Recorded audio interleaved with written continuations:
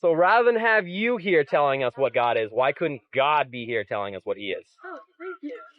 I do not know Okay. why God has chosen to reveal himself by becoming a human being in Jesus 2,000 years ago. I don't know why God does what he does. I can promise you, sir, I am not God's consultant. God does not consult me before he chooses to do something. So I don't know why God does what he does.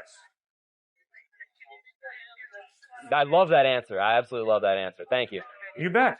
Well, thank you for raising those questions. I love your questions. You're thinking. I'm upset when people say they know what the truth is. So you're saying I don't know is by far the best thing I've heard so far. So Right. Thank you. But I am convinced that Jesus Christ is the truth, that he's reliable. Why? Because the evidence of the way he lived his life, the way he treated people, the content of his ethical teaching, like the Sermon on the Mount, Matthew chapters 5 through 7, the way he died at the moment of his most excruciating pain, nailed to a wooden crossbeam, instead of cursing his enemies the way I would have, he prayed, Father, forgive them, for they know not what they do. But fourthly, and most importantly, 3 days after he dies, he rises from the dead. And over a period of 40 days, he appears to over 500 people who see him risen from the dead. That historical evidence points to Christ being reliable, credible, trustworthy. That's why you should put your faith in him. Does that make any sense? It depends if you believe on miracles or not. So definitely not for me. Okay. That's why I want to see So what I've heard you say is sex with good-looking women, drinking beer, enjoying George Carlin, and trying to be a nice guy. That's the purpose of life. And the evidence supports that more than the evidence supports Christ. I didn't say it was truth. I'm just...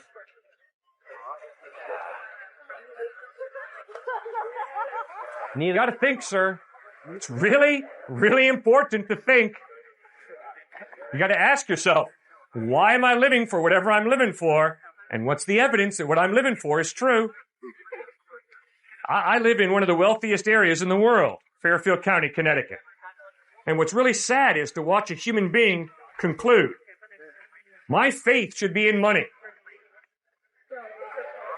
Is there evidence that money is the purpose of life? Did I say that? Are you putting... No, it's not you. Okay. It's people I live among.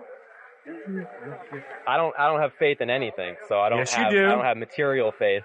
You have faith. Well, I have faith my car doesn't explode when I turn it on, but... You're living for something, sir. I don't know what it is, but you wouldn't be dressed the way you are. You wouldn't be articulating as clearly as you are. Wearing snakes on a plane. You wouldn't be a student here at this fine university if you weren't motivated. Something's driving you. Now, what is it? What are you living for? What's driving you? Sex, beer, and George Carlin, right? Okay, so your faith is in sex, beer, and George Carlin. In other words, stimulate your nerve endings. Experience physical pleasure. So you're a hedonist. Lots of hedonists in America, in the world. But what's the evidence that the ultimate purpose in life is to stimulate your nerve endings? I mean, is that really what life is all about? Why does there have to be purpose? Because if you don't have purpose, you commit suicide. I'm still alive. I don't have purpose. Yes, you do have purpose, and I think we're understanding pretty clearly what your purpose is. Those points are clearly insincere, so... Well, then sincerely tell me, what are you living for? I don't know, just like you don't know. Well, sir, you better start thinking and ask yourself the deeper I'm question. thinking, but I'm not drawing conclusions. That's the difference. Yeah, but in reality, you are living for something. You're a motivated guy. Something's driving you. I don't know what. You got to answer that question for yourself. I can't answer it for you, obviously. But you're not an accident. You're not here by accident, sir. You didn't just show up here one day and the University of Arizona said, wow, you can matriculate here. We think you're neat. You're pretty motivated. I was born on accident. Life is here on accident. You really think that? Yep. Then why is a human being valuable for all accidents? Why not? Are you saying so? Because if a human being is simply an accident, then a human being is worthless. That's a bad argument. Yeah. You're assuming that because something is random, it's inherently worthless. No, Why? How do you connect the two premises? That if I am an accident, And if this piece of grass is an accident, No problem. there is no qualitative difference between me and the piece of grass.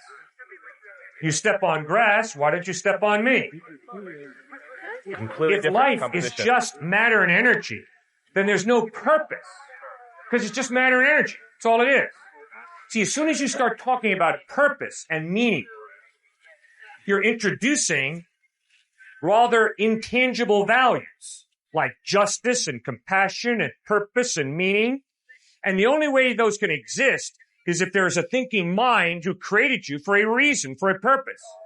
If you're just here by accident, there's no value that you have. You make your own value. Fine. So if I say I am the there's no- greatest, yeah, you're I right. am the greatest. There's no objective value. I'm an atheist. Yeah. There is absolutely no objective value or morality. It's entirely personal. I agree with you.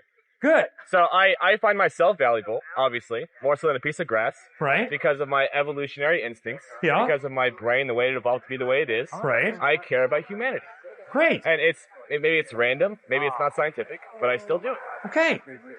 But if what you say is true, then if you choose to do the opposite of whatever you choose to do, you have to acknowledge that's just as valid. Sure, yeah, I do. Exactly. So, today, I can take out my wallet and I can give the guy money to go get lunch. Or I can kick him in the jaw. And there's no difference. One would be hilarious. From your perspective, Yeah. not from his perspective. Probably not, no. Okay. But do you see the meaninglessness of life? If what you say is true. If there is no God, and we're both just accidents, I can choose to feed him dinner, or I can choose to kick him in the jaw and break his jaw. And it really doesn't matter. It's just my choice. It is.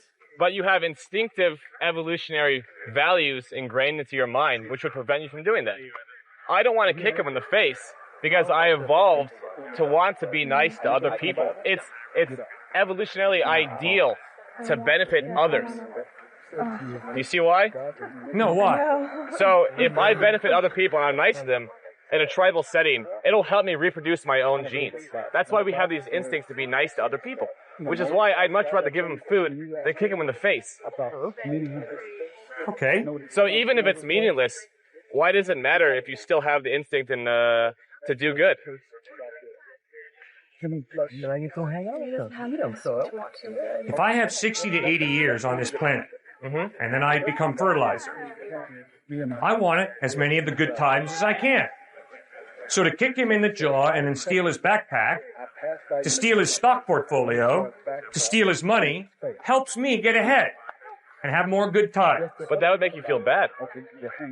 Even though I want my life to be as awesome as possible, so I'm just going to die and become fertilizer, as you say, I want to feel good. And kicking people in the face will not make me feel good. It'll make me feel bad because of my evolutionary instincts, which is why I wouldn't do it. It would actually make me feel better to be alive and help him. How strong are those feelings of yours? Pretty strong. I mean, how do you measure emotion? Good. Well, if those intangible feelings are so strong and so real, then don't you think you should ask the question, are they real? Or are they just a biological drive? Couldn't they be both? Okay, fine. But there's at least part of them that's not a biological drive. How so? Because they're a feeling that you cannot scientifically prove. You can't analyze it in a test tube. Maybe in the future we could.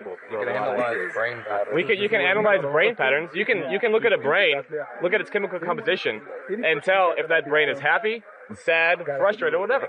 There's a correlating chemical composition to every emotion in your brain. So how is it not purely biological? There's an intangible value of love and justice that you have grabbed onto when you say, if I were to kick him in the jaw, I would feel bad.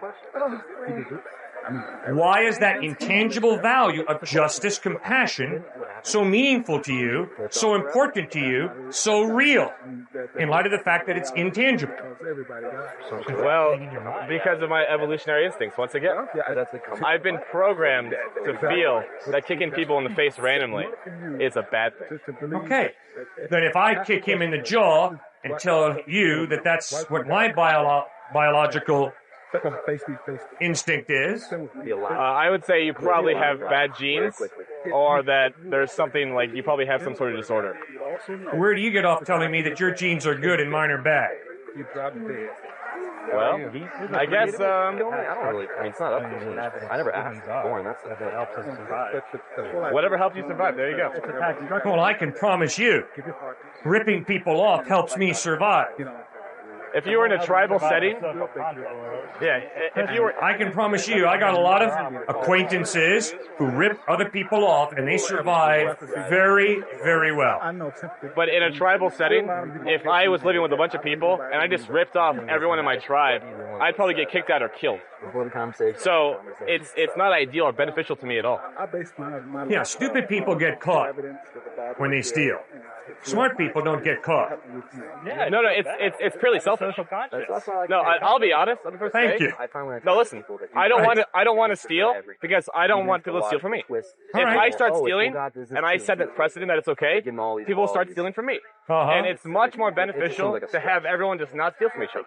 It's purely selfish, but something good still results from it. Okay, I'll be back. The lunch special's going to end, but I'll be back. All right, man. Good to see you. It's rational self. All right, if any of you tell me that the reason you don't steal is because you know that society would fall apart if we all stole, I am very suspicious.